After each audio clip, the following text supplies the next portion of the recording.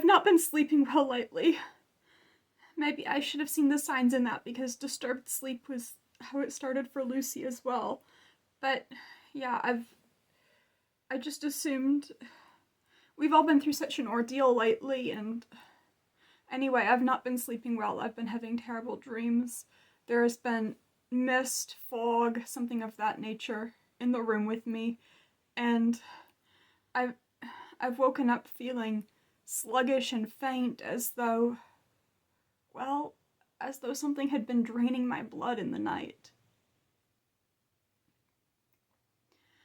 I do understand now what was happening. I just didn't see it at the time. And then tonight, it was so strange the way it happened. Jonathan had fallen asleep. He was sleeping so soundly, and then Dracula was there. He said he would kill Jonathan if I screamed, so I didn't scream. And then he tilted my head back, and he bit me, and started drinking my blood. He said that it wasn't the first time, so he must have done it before in my sleep. God. But that's not the worst part. When he was done drinking my blood, he forced me to drink his. You're probably thinking, how could he force you to drink his blood? Well, he didn't offer it to me in a glass, if that's what you're thinking. No, when he was through drinking mine, he opened up a vein in his chest, and he held my head to it, so that my nose and my mouth were submerged, so that I couldn't keep my mouth closed, or else I'd suffocate. And then when I did open my mouth, his blood came rushing in, and oh God. That's how it works, you see. At least Professor Van Helsing seems to think so. If a vampire drinks your blood, then when you die, you become one, just like what happened to poor Lucy. But if you drink their blood in return, it happens faster. A slow transformation begins, even while you're still alive. I'm tainted, unclean. What Dracula did to me, it's condemned me to become like him, and like poor Lucy, and like those 3 women that Jonathan wrote about in his diary. And worse, it seems to have put me somehow under his control. I can't trust myself anymore.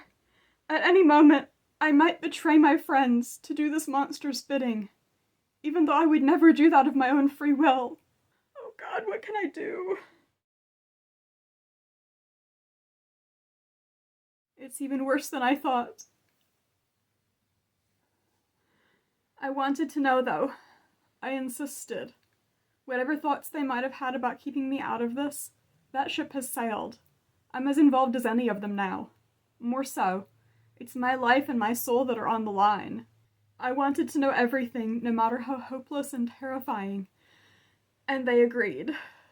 I cannot die. That's what Professor Van Helsing said. If something were to happen to me, I wouldn't just die. I'd become like Lucy did. And then my loved ones would be in even more danger from me than they are now as I slowly transform. If that were to happen, if I were to fully become a vampire, they would deal with the situation the way that they did for Lucy. But that's a worst-case scenario, a last resort. As long as there's still anything human in me, I have to fight the transformation. I have to fight to hold on to my humanity. As long as there's still something in me that's human, that's fighting this, they think they can save me. That sounds like good news, right? Except the only way to do that is to hunt down Dracula himself. If he remains undead for long enough, I inevitably become a vampire, whether through old age and natural death, or through this transformation. Probably that, because that seems to be on a shorter timetable. If he dies before I fully become a vampire, I live and regain my humanity. Easier said than done. They decided to go off to the house that Count Dracula has bought in Piccadilly, and to see what they could find there. I stayed behind. They all wanted me to stay behind. Van Helsing said that I would be safe until sundown and they'd all be back by then. Said that there was another way he could protect me as well. He took a wafer, the kind that's used for communion in churches, and he put it on my forehead because, as we've all found out, Dracula can't touch anything like that. And it burned me. It burned my skin. left a scar. You understand, don't you? It's already starting. I'm already losing my humanity. Even God himself has already rejected me. There's one more thing I need to say.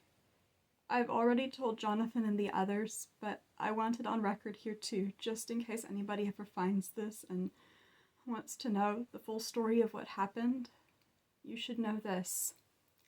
Hunting down Count Dracula and ending his undead existence is not something that we do out of hatred, nor is it just to prevent me from becoming undead myself, although that is the reason that we have to act now, because I am mortal and my time is limited, whereas Dracula is a vampire and can afford to be patient. It has to be done for the same reason those men who loved Lucy so dearly put a stake through her heart.